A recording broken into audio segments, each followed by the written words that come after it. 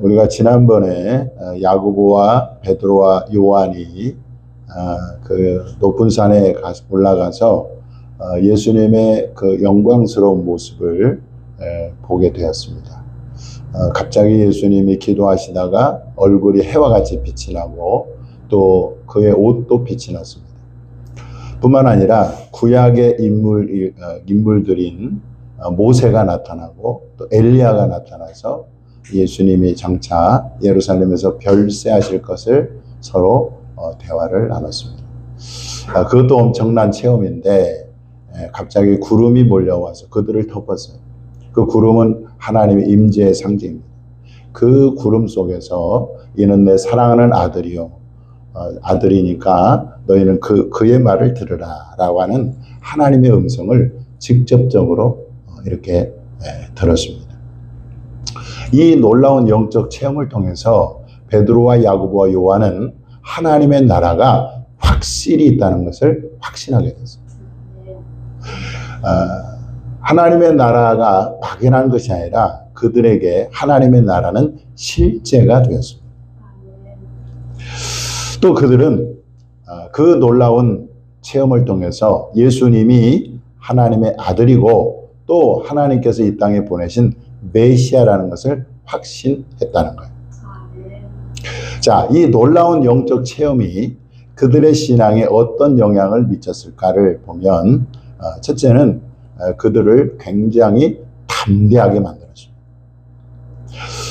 그들이 오순절 성령 받고 난 다음에 이제 당시에 종교 지도자들이 예수님의 이름으로 말하지도 말고 가르치지도 말라 그렇게 금지 명령을 내렸습니다. 그때 이 베드로와 요한이 뭐라고 얘기하느냐, 우리는 보고 들은 것을 말하지 아니할 수 없다. 그렇게 하면서 담대하게 예수를 전하고 복음을 전했습니다. 그들이 이렇게 담대할 수 있었던 건 뭐죠?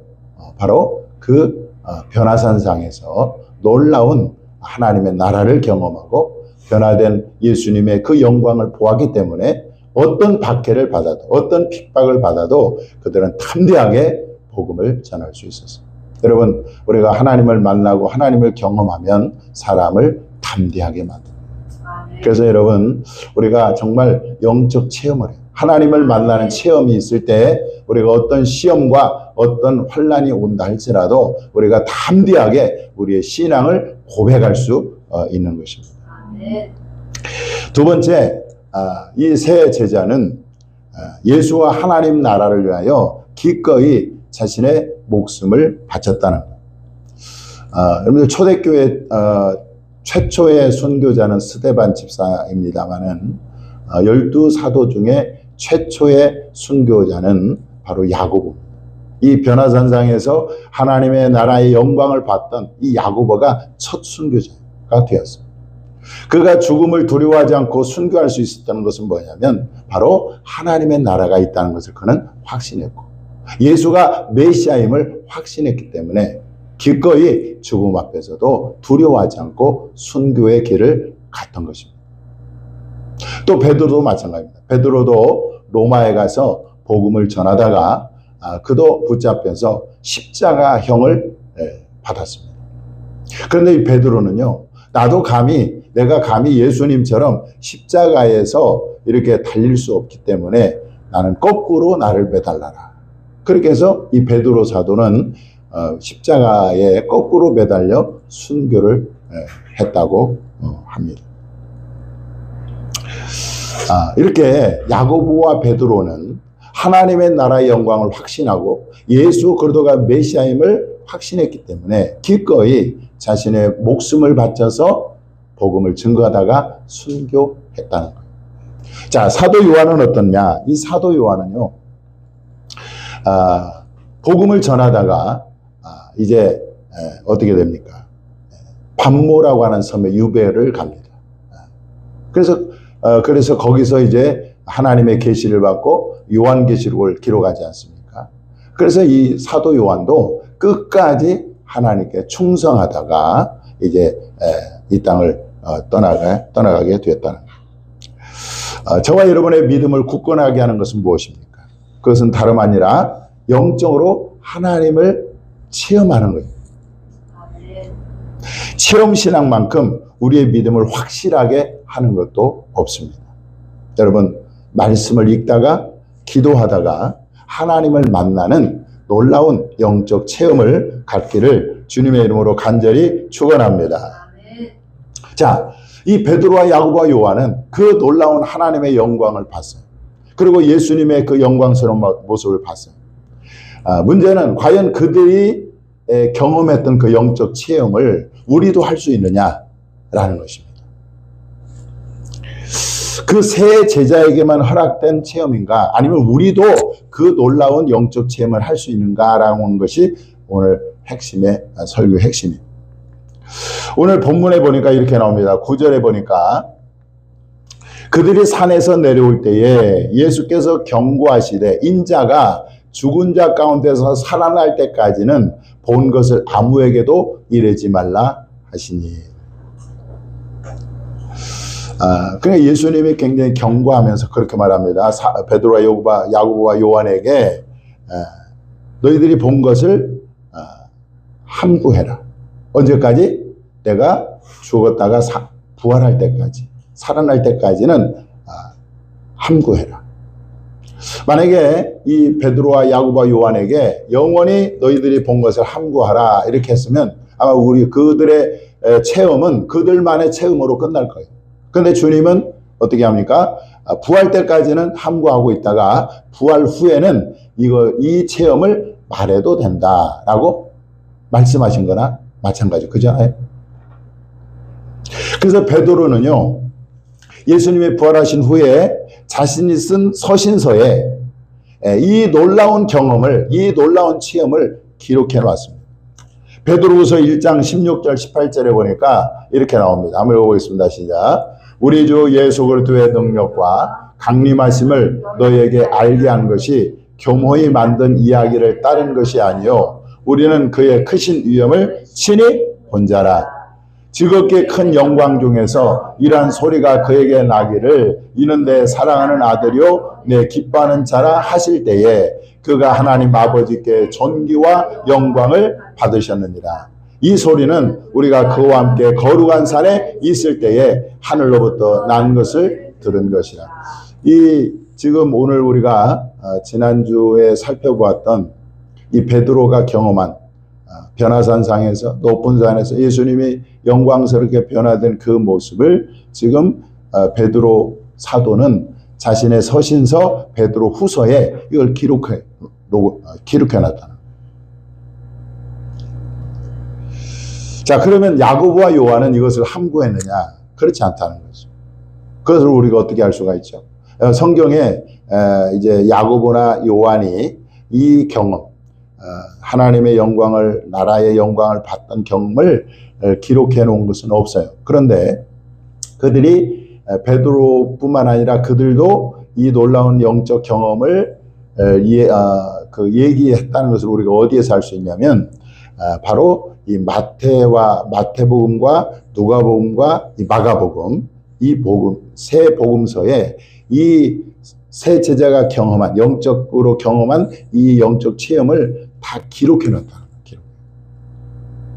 그러니까 베드로와 야고보와 요한이 자기들이 경험한 이 영적 경험을 부활 후에 마태나 누가나 마가에게 이것을 말했다는 거죠.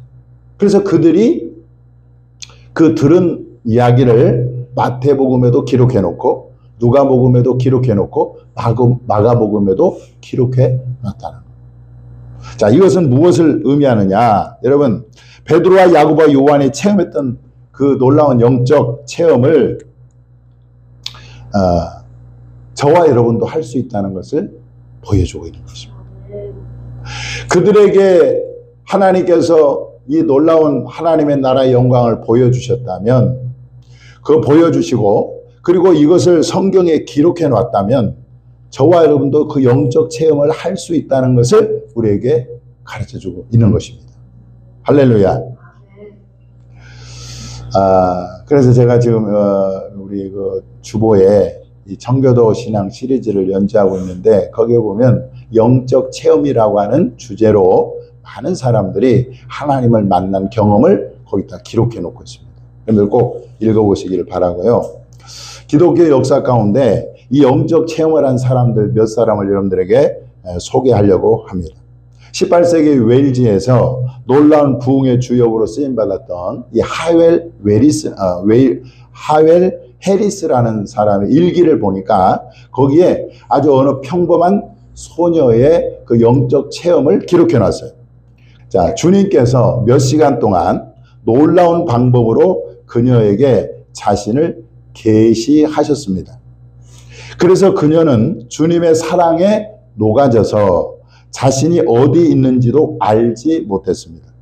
그녀의 영원한 분기신 예수 그리스도의 위엄과 영광을 발견하고는, 자, 이거 보세요. 자, 영원한 분기신 예수 그리스도의 그 위엄 그리고 영광을 발견했다는 거예요. 발견하고는 자신이 아무것도 아닐 정도로 잦아들었고, 하나님의 그 영광을 본 사람은요, 철저하게 자기를 낮추고 겸손합니다. 내가 이런 자기를 드러내거나 자기를 과시하거나 이런 게 전혀 없어요. 그 영광을 본 사람은 그래요. 자신이 아무것도 아닐 정도로 잦아들었고 교회를 위하여 비상한 열심으로 기도하도록 성령께서 부어주셨기 때문에 그 어린 소녀는 정말 비상한 일을 생각했습니다. 중요한 거 뭡니까? 몇 시간 동안 놀라운 방법으로 그녀에게 예수님께서 자신을 계시하셨다, 이렇게 나옵니다. 또 우리가 잘 아는 이 19세기에 미국의 유명한 복음 전도자로 쓰임받았던 D.L. 무디의 경험입니다. D.L. 무디가 이렇게 말하고 있습니다. 나는 하나님께서 나에게 성령을 충만히 부어주시는 그 모든 시간에 계속해서 울고 있었습니다. 뉴욕시에서 있었던 어느 날 바로 그날이었습니다. 나는 그것을 묘사할 수 없으며 그것을 좀처럼 언급하지 않습니다. 그것은 나에게 너무나도 신령한 체험이었습니다. 그래서 말합니다. 내가 다만 말할 수 있는 것은 하나님께서 자신을 내게 보이셨다는 겁니다. 여러분들 하나님을 본 경험이 있습니까?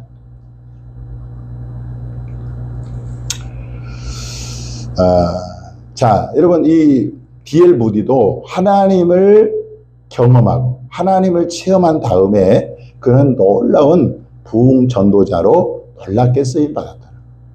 여러분, 그 무명의 어린 소녀에게 주님이 자신을 드러내 주셨어요. D.L. 무디도 마찬가지입니다. 하나님께서 그에게 자신을 보여주셨어요.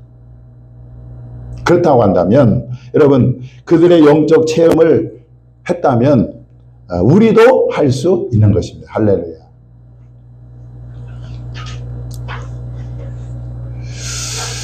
그래서 여러분요, 우리는 이 체험신앙을 좀 가져야, 체험신앙. 그래서 우리가 기도하다가 말씀을 읽다가 하나님을 만나는 이 영적 체험을 우리가 가질 때 여러분, 우리가 우리의 신앙이 견고하게 서게 될 줄 믿으시기 바랍니다. 그러니까 영적 체험을 여러분들 계속 좀 사모하십시오. 말씀을 읽으면서 하나님, 주님을 내게 나타내 주십시오. 기도하면서 주님, 하나님의 영광을 내게 보여주시옵소서. 그 모세도 호렙산에서 주의 영광을 내게 보이소서 이렇게 기도하지 않습니까? 그러니까 우리가 이 영적 체험을 사모하는 자에게 주님은 자신을 드러내 보여주시고 영광을 드러내 나타내 보여주실 때 우리가 그 영적 체험을 하잖아요. 그 신앙이 평생을 가는 할렐루야. 그래서 저나 여러분이나 정말로 하나님을 만나는 경험이 꼭 있기를 주님의 이름으로 축원합니다. 자, 오늘 10절을 우리가 또 보면은요, 그들이 이 말씀을 마음에 두며 서로 문의하되 죽은 자 가운데서 살아난 것이 무엇일까 하고, 자, 예수님께서 이 세 제자에게 너희는 죽은 자 가운데 다시 살아날 때까지 이것을 아무에게도 말하지 말라 그렇게 경고했잖아요. 그런데 이 제자들은 그 예수님의 경고의 말씀을 어떻게 했느냐, 그냥 듣고 흘린 것이 아니라 어떻게 했어요? 그들이 이 말씀을 마음에 두었다. 이렇게. 말씀을 어디에다 두었어요? 마음에 두었다. 여러분, 누가복음 2장에 보면 그 천사가 밤에 양을 지키는 목자들에게 나타나서 아기 예수 탄생을 알립니다. 너에게 미칠 온 인류에게 미칠 큰 기쁜 소식을 너에게 전하는데 곧 다윗의 동네에 그리스도가 나셨으니 그리스도가 나셨다. 다윗의 동네에 그리스도가 나셨다. 이렇게 그리스도 주가 나타났다고 나셨다고 천사들이 전해줍니다. 그래서 이 목자들이 이제 그 천사가 지시한 그 마구간에 가서 보니까 마리아가 아기를 안고 있어요. 그때 마리아가 목자들이 마리아에게 천사들에게 들었던 이야기를 전해줍니다. 바로 이 아이가 그리스도 주시라. 하나님이 보내신 메시아다. 이렇게 전해줄 때 이 마리아가 어떻게 얘기하냐, 성경에 기록하고 있냐면 이렇게 나옵니다. 한번 읽어보겠습니다. 시작. 마리아는 이 모든 말을 마음에 새기어 생각하니라. 자, 목자들이 전해준 이 아기 예수님이 바로 모든 사람을 구원하는 메시아, 그리스도 주라고 전해줬을 때 이 마리아는 그 말을 마음에 새겼다. 이렇게 나옵니다. 여러분들 하나님의 말씀을 우리가 듣지 않습니까? 매 주일마다 말씀을 듣고 또 뭐 방송에서도 듣는데 말씀을 어떻게 듣고 있냐는 거죠. 하나님 말씀을 듣고 정말 마음에 두고 있냐는 것입니다. 대부분의 성도들이 설교를 듣고 그냥 한 귀로 듣고 한 귀로 흘러 보낼 때가 많습니다. 그래서 설교를 듣는 다음에 그냥 교회 문 나가면서 잊어버려요. 그러다 보니까 어떻게 됩니까? 삶의 변화가도 없고 또 열매도 없는 거예요. 어떤 사람이 하나님 말씀의 능력을 경험하고 또 어떤 사람이 하나님의 말씀이 이루어지는 것을 체험합니까? 그것은 하나님의 말씀을 마음에 두는 사람이 바로 하나님의 말씀의 능력을 체험하고 하나님이 말씀이 성취되는 것을 경험하게 된다는 거예요. 야곱은요, 요셉의 꿈 이야기를 들었습니다. 요셉이 자기 형들과 아버지에게 말을 해요. 형들의 곡식단이 나에게 절하는 꿈을 꾸었습니다. 또 해와 달과 11별이 나에게 절하는 꿈을 꾸었습니다. 이렇게 꿈을 꾸었다는 말을 얘기했을 때 형들은 시기를 했지만 야곱은 그 말을 이 요셉의 꿈 이야기를 마음에 두었다고 말합니다. 창세기 37장 11절에 그의 형들은 시기하되 그의 아버지는 그 말을 어디에서요? 마음에 간직해 두었더라. 할렐루야. 그래서 결국 야곱은 요셉이 애굽의 총리가 돼서 만민을 구원하는, 흉년에서 구원하는 그런 사람으로 이제 세워진 것을 보지 않습니까? 성취된 것을 보잖아요. 왜 그가 야곱이 죽지 않고 요셉이 꿈이 이루어져서 애굽의 총리가 된 것을 볼 수 있었느냐? 그 말을 마음에 간직했기 때문에 가능했다는 거예요.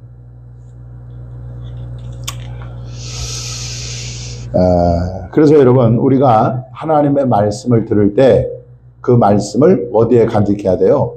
마음에 간직해야 돼요. 보통 이 말씀에 간직한다는 말은 하나님의 말씀을 가슴에, 마음에 새기는 것을 말합니다. 그래서 여러분, 하나님 말씀을 만약에 들었다 그러면 그 말씀을 마음에 간직하고 마음에 새겨야 돼요. 그러려면 어떻게 돼요? 말씀을 암송하고 말씀을 계속 묵상하는 것이 우리의 마음에 간직하는 것이고 새기는 거예요. 자, 우리 말씀을 간직해 두잖아요. 말씀을 새기잖아요. 그러면 그 말씀이 저와 여러분을 죄로부터 지킨다는 것입니다. 우리 마음에 둔 말씀이 저와 여러분을 믿음을 붙든다는 거예요. 또 여러분의 삶을 인도하고 그리고 우리에게 우리 마음에 간직한 그 말씀을 통해서 우리가 기도 응답도 받게 된다는 것입니다. 한번 읽어보겠습니다. 시작.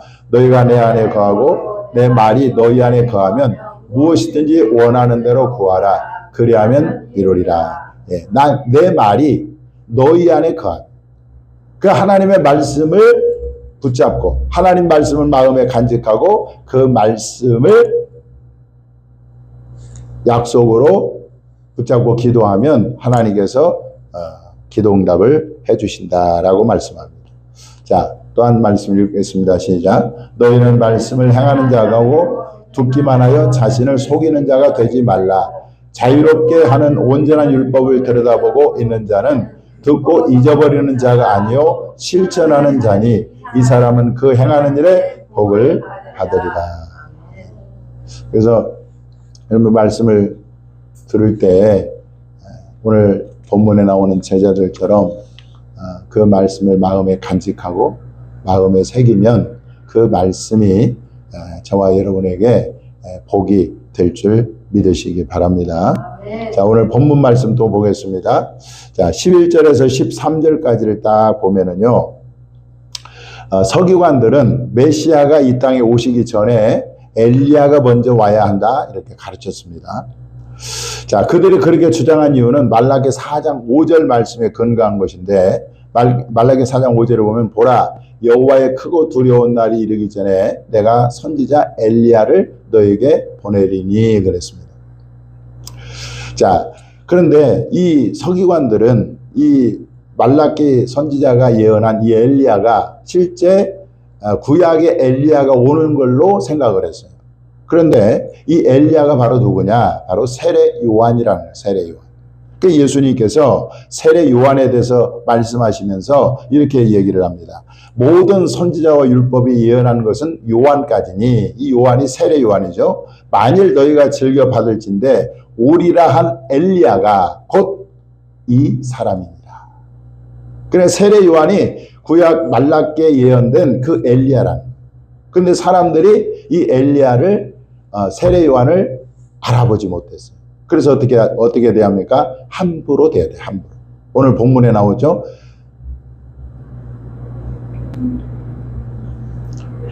13절에 보니까 사람들이 함부로 세례 요한을 대했느니라. 여러분, 메시아의 길을 예비했던 이 세례 요한을 사람들이 함부로 대했다면 메시아이신 예수님은 어떻게 되었을까요? 역시 함부로 대했다. 함부로. 오늘 본문에 보면 예수님이 그렇게 말씀하고 있잖아요. 많은 고난을 받고 멸시를 당하리라. 기록하기를 인자에 대하여 기록하기를 많은 고난을 받고 멸시를 당하리라. 그러니까 세례 요한도 사람들이 함부로 대했고 예수님도 알아보지 못하고 메시아이신 예수님까지도 함부로 대할 뿐만 아니라 멸시까지 했다는 거예요. 여기 보니까 기록하기를 그랬잖아요. 그 기록한 것이 어디냐? 바로 이사야 선지자에 나옵니다. 자, 이사야 53장 3절에 보면 예수님에 대해서 이사야 선지자가 미리 예언을 했어요. 그는 멸시를 받아 사람들에게 버림을 받았으며 간고를 많이 겪었으며 질고를 아는 자라. 마치 사람들이 그에게서 얼굴을 가리는 것 같이 멸시를 당하였고 우리도 그를 귀히 여기지 아니하였도다. 여러분, 하나님을 소중히 여기지 않는 사람에게 나타나는 특징은 바로 예배를 멸시한다는 예배를. 그 사람이 누구냐? 바로 사무엘 시대에 엘리 제사장의 두 아들 홈니와 비느하스입니다. 이 두 아들이 하나님께 제사를 드릴 때 그 제물을 하나님께 먼저 제사를 드린 다음에 그 제물을 먹게 되었어요.